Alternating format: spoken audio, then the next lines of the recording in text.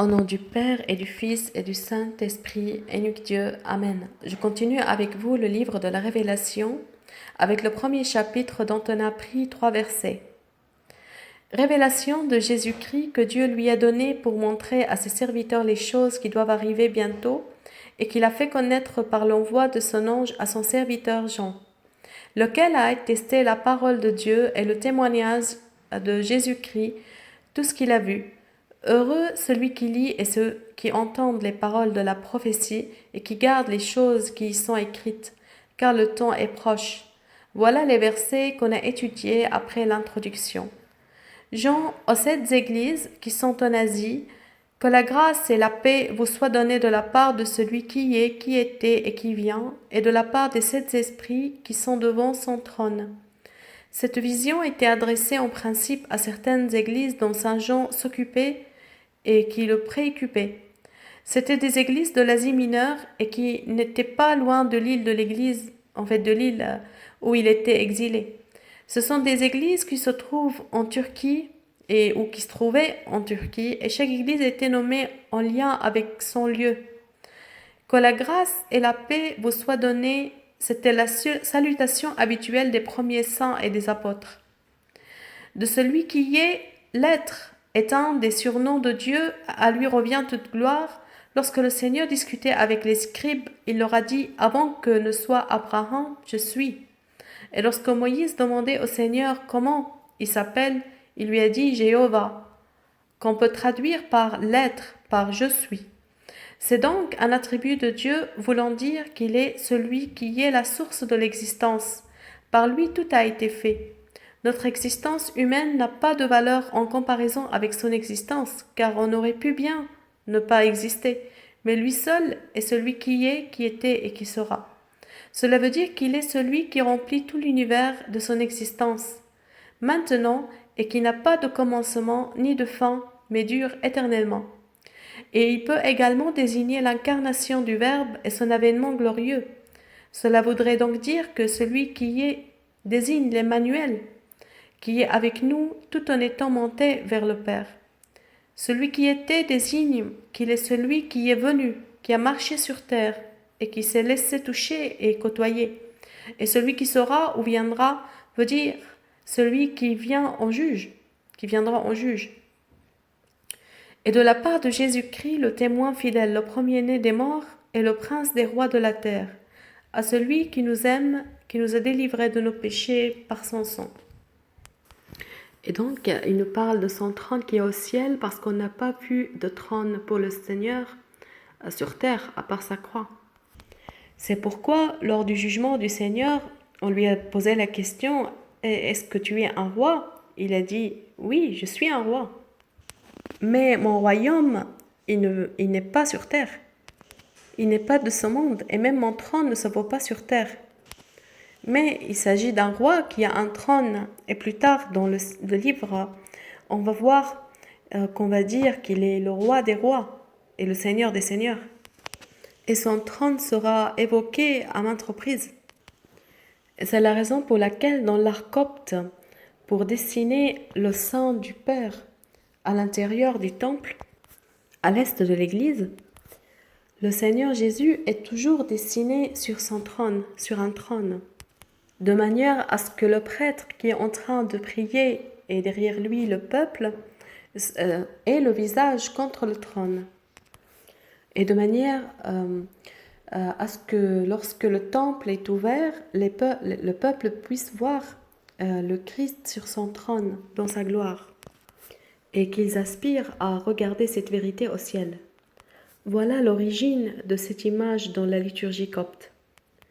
Cette même vision a été donnée à Ésaïe 1000 ans avant cette date. Il a également dit avoir vu le Seigneur assis sur une chaise haute, un trône, et les étoffes de son habit royal remplirent le temple. Et donc il a vu sur son trône également la même vision. Il l'a vu entouré d'anges avec la même vision. Et Ézéchiel a eu la même vision également.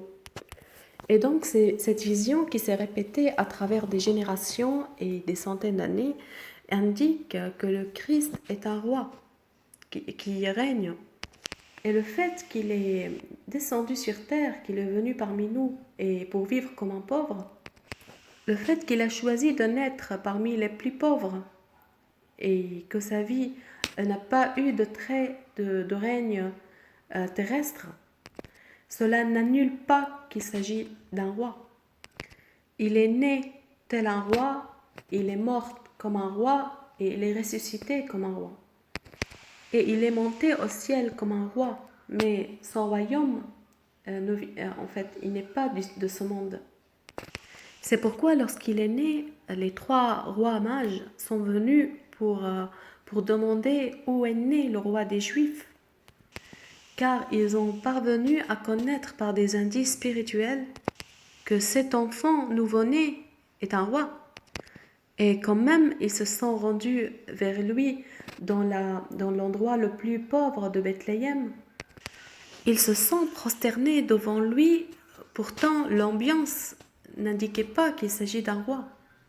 Mais ils se sont agenouillés devant lui, ils ont ouvert leur trésor, ils lui ont présenté leurs cadeaux. Et donc, ils ont compris qu'il s'agit d'un roi, même si les apparences ne l'indiquent pas. Et lorsque le Seigneur a été présenté en justice, a été jugé, il a été jugé comme un roi. Car l'accusation principale était « Es-tu un roi ?» Et la réponse de Christ c'était « Oui, je suis un roi ». Et donc cette accusation était dangereuse parce que c'était un défi à César. C'est un roi qui prétend être un roi contre la royauté de César. Mais le Christ lui a répondu que son royaume n'est pas de ce monde. Le royaume du Seigneur n'est pas de ce monde, mais pour dire qu'il est un roi, oui, il est un roi. C'est pourquoi ils ont inscrit sur la croix l'écriture « Voici le roi des Juifs ». Et ainsi, il est mort comme un roi. Et c'est la raison pour laquelle on considère que le trône du Seigneur Jésus sur la terre était sa croix. Comme le dit le psaume, il a régné sur un bois. Donc il n'a pas régné comme les autres rois de ce monde sur un trône. Oui, il a régné sur la croix, mais son trône, il est au ciel, il est au royaume des cieux. Et il est ressuscité et il est monté au ciel avec gloire, comme un roi. Et donc notre Seigneur est un roi qui a son trône. Et nous, de le psaume, on dit « Ton trône, Seigneur, est pour les siècles des siècles, ou ta chaise, Seigneur, dure éternellement. Un sceptre de droiture est le sceptre de ta royauté. Parce que tu as aimé la justice et méprisé le mal, le péché. » On pourrait poser la question et se dire peut-être que ce psaume s'adresse au Dieu le Père, mais si on continue le psaume, on verra qu'il s'adresse au Dieu le Fils, parce qu'après il lui dira « C'est pourquoi Dieu, ton Dieu t'a oint. » Mais tout à l'heure on lui disait « Dieu, mon Dieu », mais après tu lui dis encore « Ton Dieu t'a oint ». Et donc il s'agit du Père et du Fils. Et donc lorsqu'on disait « Ton trône, Seigneur », cette parole elle s'adresse au Christ. Et cette onction que Dieu le Père a donnée ou a oint le Seigneur, c'était du fait qu'il est devenu un homme et qu'il est devenu par son incarnation comme un fils d'homme, comme les enfants, comme tous les humains. Et c'est pourquoi le Christ sur terre parlait avec le Père en tant que son Dieu. Et le Seigneur Jésus, s'adressant à Marie de Magdala, lui a dit « Va dire à mes frères que je monte vers mon Père et votre Père, vers mon Dieu et votre Dieu. » Mais Seigneur, dire que c'est ton Père, c'est normal parce que le Seigneur Dieu est ton Père et tu es le Fils unique du Père. Et le fait que tu dises votre Père, c'est par adoption parce que grâce au Seigneur Jésus, nous sommes devenus des enfants adoptifs du Père. Et lorsqu'il a dit « votre Dieu », c'est normal parce que nous n'avons pas d'autre Dieu que le Dieu le Père. Mais le fait que tu dises « mon Dieu », mais c'est normal parce que je suis devenu un homme parmi vous. Et je dirais dans ma condition d'homme « mon Dieu », comme vous. C'est pourquoi ce psaume est un énigme dans la tradition juive. Et jusqu'aujourd'hui, ils n'arrivent pas à l'interpréter. Comment dire ton trône Seigneur est pour les siècles des siècles, et c'est pour la raison pour laquelle le Seigneur t'a oint comme Dieu. S'agit-il de Dieu alors? Non, il s'agit de Dieu le Père qui a annoncé, qui a révélé Dieu le Fils, le Verbe de Dieu en tant que Dieu. Et le trône du Christ, c'est ce qui va durer éternellement. Après, dans la Révélation, on dit que devant le trône, il y a 7 esprits. Et évidemment, on ne va pas prendre ces paroles à la lettre.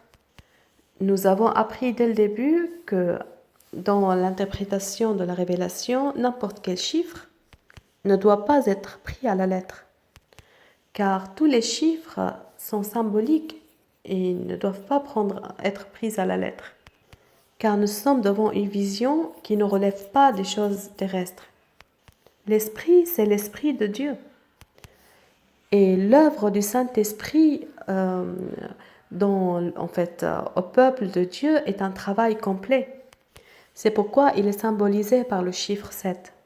À titre d'exemple, si on parle du Saint-Esprit à l'intérieur de l'Église, on peut dire qu'il peut émouvoir le cœur d'un fidèle par des sentiments de repentir, qui l'incitent à la repentance. Le Saint-Esprit peut aussi œuvrer en consolant une personne triste à l'Église, en lui donnant la force de la joie, de l'encourager.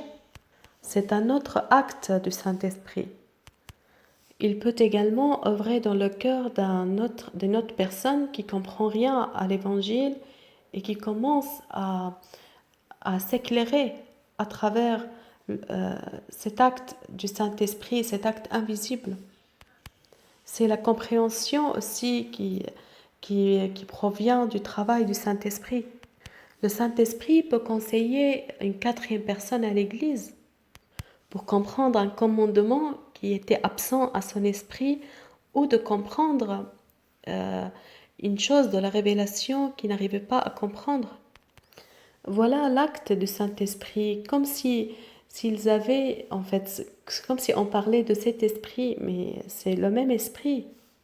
C'est-à-dire, il œuvre à travers les humains d'une manière variée et différente selon les personnes, mais il s'agit du même esprit et qui s'adapte aux besoins des fidèles, à leurs besoins, aux nécessités spirituelles qui les préoccupent. Et nous, en tant que chrétiens, nous disons au nom du Père et du Fils et du Saint-Esprit, et nous disons en nous croyant en un seul Dieu. On ne dit pas que le Saint-Esprit s'agit de cet esprit, de cet Dieu. Mais on parle ici de son acte, de son œuvre variée et qui s'adapte à l'état d'esprit, à l'état d'âme de chaque fidèle de manière à l'éclairer, à le pousser à s'accroître spirituellement. On continue et de la part de Jésus-Christ, le premier-né des morts et le prince des rois de la terre. Et donc, quelqu'un pourrait dire, alors l'être, le premier, il s'agit de Dieu le Père, et donc Jésus-Christ, c'est une autre personne, c'est différent de la première.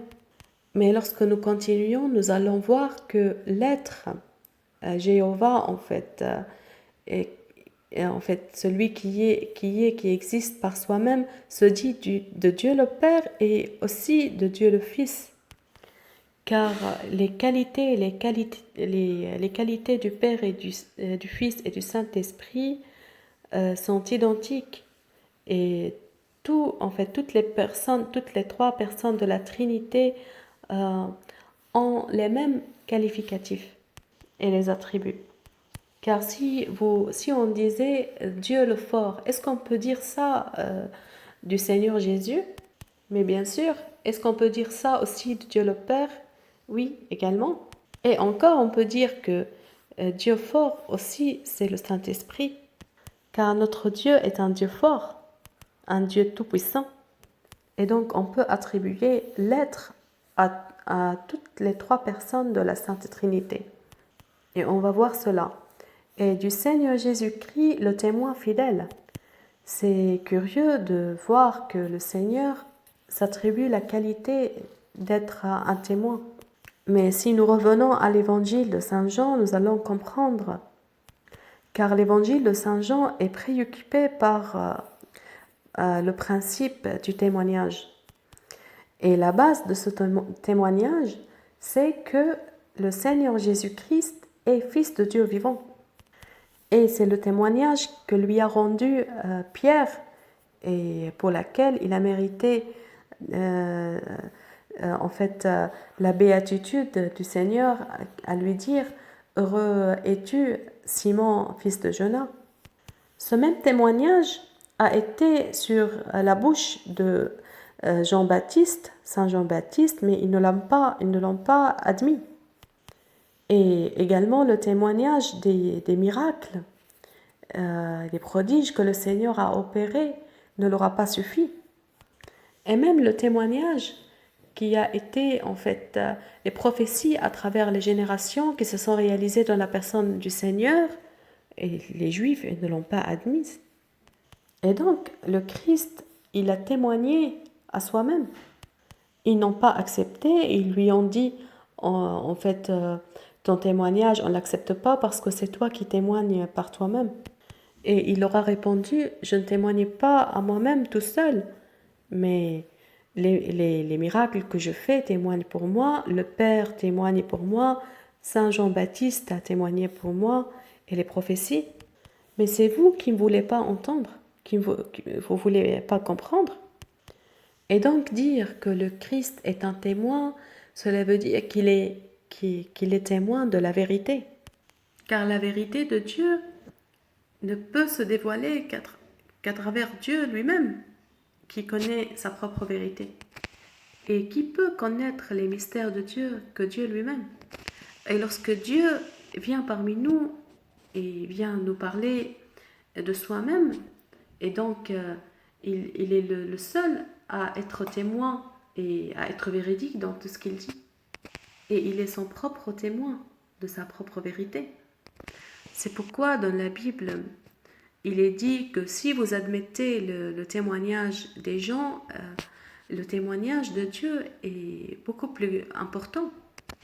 Et voici le témoignage que Dieu a rendu à son propre Fils. Et celui qui a ce témoignage, qui l'admet, a la vie éternelle. Et celui qui refuse ce témoignage va perdre l'éternité. Et quel est ce témoignage? Voilà le Fils de Dieu. Et Dieu le Père a témoigné depuis les cieux le jour où le Seigneur a accepté d'être baptisé par Jean-Baptiste. Il a dit, voici mon Fils bien-aimé qui fait mon plaisir. Et pourtant, il y a des gens qui ne veulent pas entendre. Et le jour de la transfiguration, les apôtres ont entendu dire la voix du Père qui vient du ciel et qui leur dit, voici mon Fils bien-aimé, écoutez-le. Et encore, il y a des gens qui ne veulent pas entendre. Et donc, le témoignage pour le Christ en tant que Dieu est venu à maintes reprises de différentes manières, mais trop nombreux les gens qui refusent. C'est pourquoi à la fin de l'évangile de Saint Jean, il est dit « Ceux qui témoignent dans le ciel sont trois, le Père, le Fils et le Saint-Esprit. Et les trois sont un, c'est un seul Dieu. Et le Père témoigne que le Christ est un vrai Dieu. Et le Christ se révèle lui-même et témoigne pour lui-même qu'il est Fils de Dieu vivant, qu'il est vrai Dieu de vrai Dieu. Et le Saint-Esprit témoigne au cœur de ceux qui ont cru, parce que personne ne peut dire que le Seigneur Jésus est Fils de Dieu, qu'il est vrai Dieu, sans l'acte, sans l'œuvre du Saint-Esprit dans son cœur. Et si nous regardons autour de nous, mais qui accepte le témoignage de Dieu, le Père, le Fils et le Saint-Esprit? Il n'y en a pas, ce n'est pas beaucoup de monde qui l'ont accepté. Il y en a même qui insistent à refuser le Seigneur en tant que Dieu et en tant que Fils de Dieu. Après, la révélation continue en disant Seigneur Jésus-Christ, qui est le premier-né des morts. Mais dire ceci veut dire qu'il est le premier à être mort. Mais ce n'est pas vrai parce que le premier qui est mort dans l'humanité, c'est Adam. Mais celui qui est ressuscité de la mort par sa propre force, par sa propre divinité et ne mourra plus jamais, c'est le Christ. C'est comme s'il est rené de la mort à la vie. Et donc, nous pouvons dire que celui qui est le premier à mourir, c'était Adam. Et donc, il fut créé, il a péché, il est mort. Et nous tous, en tant qu'humains, nous marchons à sa suite. Mais le nouvel Adam qui est ressuscité des morts et qui ne mourra plus, en fait, plus jamais, c'est le Christ. Et donc, ceux qui appartiennent au Christ marchent à sa suite. Le Christ qui est premier-né, qui est premier vivant des morts. C'est pourquoi à l'Église, on l'appelle le premier-né des endormis. Et pourtant, le sens primaire, c'était la mort. Mais nous, pour nous, la mort n'a plus de pouvoir sur nous. C'est qu'un endormissement. Et donc, la mort s'est transformée en une dormition parce que celui qui dort va se réveiller. Mais celui qui est mort, qui n'a pas cru, il ne vivra pas dans le sens de la beauté de la vie, de la vraie vie. C'est pourquoi le christianisme nous donne un nouvel Adam à suivre, qui est le Christ, notre Seigneur, et nous incite à suivre son exemple parce que le premier Adam nous a fait hériter la mort, mais le nouvel Adam nous présente la résurrection et la vie éternelle. C'est le Christ, le premier-né de la mort, des morts, et le prince des rois de la terre. Et donc c'est un roi qui a un trône qui est au ciel et qui est le prince de tous les rois de la terre. Mais nous pouvons lui poser une question en ce cas-là, mais comment Seigneur, étant donné que tu es le prince des rois de la terre, comment se peut-il que la terre, que les rois de la terre ne fassent pas ta volonté? Comment ces rois de la terre sont méchants et qui jugent avec le pouvoir, avec l'argent, avec la politique, et non par la justice, mais plutôt leur jeu d'intérêt? Où est ta royauté, Seigneur?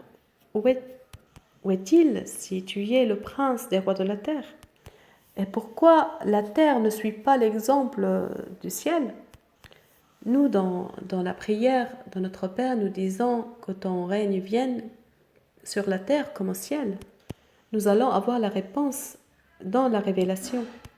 Car le Seigneur, il est le prince des rois de la terre, mais il laisse la liberté à ses rois d'agir, mais jusqu'à un terme précis. Car la main toute puissante du Seigneur est sur la terre, et à un moment donné, il va agir en sorte que tous les royaumes de la terre appartiennent au Seigneur. Mais maintenant, il leur laisse la liberté et il appelle le monde, qui normalement devait être sa propre propriété, il appelle son chef, le diable. Car celui qui préside à ses rois maintenant, en ce monde ici-bas, c'est le diable. Mais Seigneur, tu es le vrai prince, tu es le vrai roi. C'est vrai. Le Christ est effectivement le vrai roi, mais il laisse le temps au diable, car rien n'échappe à sa toute-puissance. Et tout se passe en ce monde avec sa préscience, avec un plan divin bien déterminé. Et il sera toujours le prince des rois de la terre.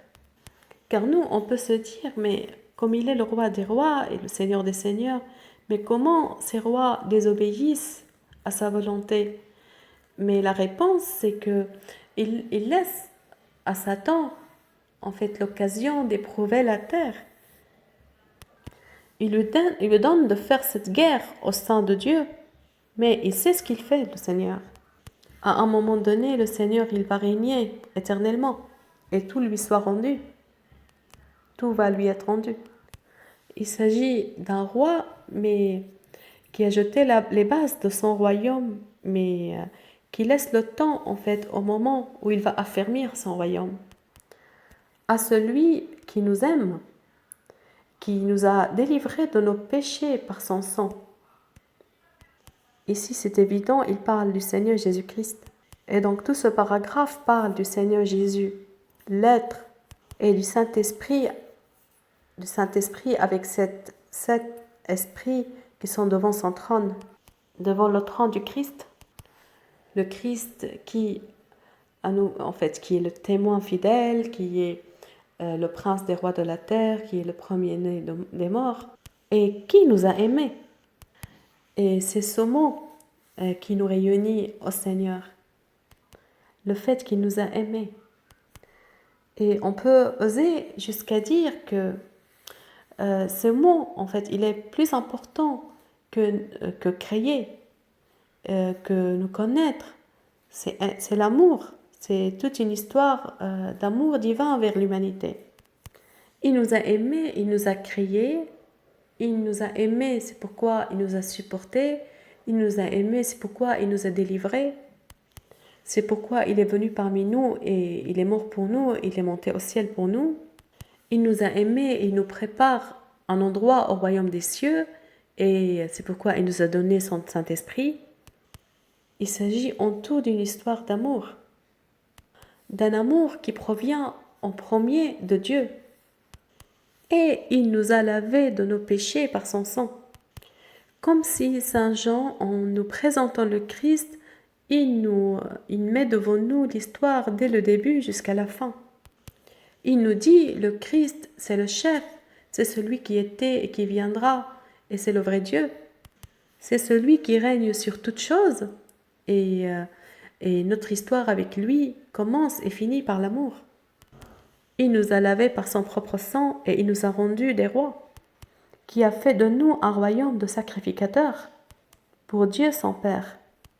Et donc, il est clair que tout le passage précédent parlait du Christ et maintenant vient la mention de Dieu le Père. Il nous a rendus des rois, il a fait de nous des rois et des sacrificateurs pour Dieu le Père. À lui soit la gloire et la puissance jusque dans les siècles des siècles. Amen. Certains de ceux qui lisent la Bible avec un esprit non orthodoxe essaient de prendre ces versets pour annuler la notion du sacerdoce de la Nouvelle Alliance. D'abord, ils ne peuvent pas dire une telle chose parce que nous sommes devant une vision qui ne se lit pas à la lettre. Et s'ils veulent barrer les prêtres, mais pourquoi les sacrificateurs, mais pourquoi donc ils ne mettent pas aussi un X sur les rois? Dans la traduction arabe, en fait, c'est écrit, il a fait de nous des sacrificateurs et des rois. Et si ces gens qui prétendent qu'il n'y a plus de sacerdoce à la Nouvelle Alliance, après le Christ, pourquoi ils ne suppriment encore aussi les rois? Est-ce qu'on peut dire que nous tous, nous sommes des rois et qu'il n'y a pas de sacerdoce, il n'y a plus de prêtres? Ici, cela dénote une signification particulière. Mais quel est le sens? Dans l'Ancienne Alliance, le Seigneur, Dieu, avait choisi un peuple. Et à son peuple, à un moment donné, lorsqu'ils ont demandé un roi, il leur a donné des rois comme Saoul, Daoud et Salomon. Et chacun de ces rois devait être loin de l'Esprit Saint. Et le Seigneur avait encore donné précédemment des prêtres à son peuple, en commençant par Aaron. Et également l'onction du Saint-Esprit était principale pour oindre en fait des prêtres pour le peuple. Et donc, dans le peuple de Dieu, il y avait deux catégories bien distinguées, dont le taux ne dépassait pas 1 sur des milliers. Le prêtre et le roi prenaient l'onction du Saint-Esprit. Mais les personnes normales du peuple n'avaient pas le droit à cette onction. Et donc, les rois et les prêtres étaient loin du Seigneur et étaient connus en par leur onction, étaient distingués par ce privilège. Et Roi, en principe, c'est Christ, en fait. Ça, d'où vient le mot Christ? Et même le roi David, en parlant de Saoul, il disait c'est le Christ de Dieu. De par son onction, malgré le fait que Saoul a dévié de son chemin. Mais dans la nouvelle alliance, qui prend en fait l'onction du Saint-Esprit? Bien sûr, c'est tout le peuple chrétien. Tous ceux qui croient en lui, qui se font baptiser, obtiennent l'onction du Saint-Esprit ou le Saint-Crème. Et donc, pour celui, dans le langage des anciens, nous sommes devenus tous des rois et des sacrificateurs, des prêtres. Et donc, nous avons été élevés dans la nouvelle alliance au même degré des prêtres et des rois de l'ancienne alliance. Dans le mystère de royauté, de force et de prêtrise, de sacerdoce, était cette onction. Et voilà la gloire de la nouvelle alliance. Et voilà la différence de la nouvelle alliance et l'ancienne alliance. Mais est-ce que nous sommes des rois au sens littéral du mot? Eh bien non. Mais puisque nous ne sommes pas des rois au sens littéral, nous ne sommes pas des sacrificateurs, nous ne sommes pas des prêtres au sens littéral non plus. Mais dans le sens spirituel, oui, nous sommes des rois. Parce que le royaume de Dieu est en nous. Il a dit, le Seigneur, le royaume de Dieu est à votre intérieur. Et donc, nous sommes des rois dans ce royaume qui est le royaume du Christ, et c'est lui le Christ qui est le roi des rois. Car à la vue du Christ, par rapport au Christ, nous sommes tous des rois. Et lui, il est notre roi. Mais est-ce que le Christ est un roi de ce monde? Bien sûr que non, et nous aussi. Et nous cheminons dans le même chemin qu'il s'est choisi. La pauvreté, la douceur, les douleurs. Et pourtant, nous sommes des rois. Dans le sens spirituel et symbolique du terme. Nous sommes des rois qui allons régner avec lui et nous attendons en fait que cela soit déclaré à l'entrée du royaume des cieux, lorsque nous y parviendrons. C'est pour cette raison que nous revêtons l'habit du royaume et que nous visons en fait d'entrer à ce royaume et recevoir les promesses de l'éternité heureuse, pour être assis à côté du Christ en tant que roi et pour que nous soyons traités au royaume comme des rois. Et là-bas, nous pourrons dire, Christ, effectivement Seigneur, j'étais roi sur la terre, mais je ne comprenais pas. J'appartenais à ton royaume parce que ton royaume était déjà en moi. Et tu as mis ta force et ton Saint-Esprit en moi. Et par cela, je suis devenu roi. Et donc, nous avons, depuis le moment où nous sommes devenus enfants de Dieu par le baptême et que nous avons reçu le Saint-Esprit par l'onction du Saint-Crème, nous sommes devenus des rois aux yeux des habitants du ciel. Et nous attendons d'hériter avec le Seigneur son royaume. C'est pourquoi il y a une jolie parole de Saint Paul qui dit « Si nous souffrons avec lui, nous allons aussi être glorifiés avec lui. Si nous patientons, nous allons régner également avec lui. » Et donc, nous sommes rois, bien que ce ne soit pas visible, de même que le Seigneur Jésus-Christ était roi et ce n'était pas visible aux yeux des gens. Mais au ciel, il règne éternellement. Et à notre Dieu soit rendue la gloire éternellement, au Père, au Fils et au Saint-Esprit, maintenant et toujours, et jusqu'au ciel des siècles. Amen. Et merci de m'avoir écouté.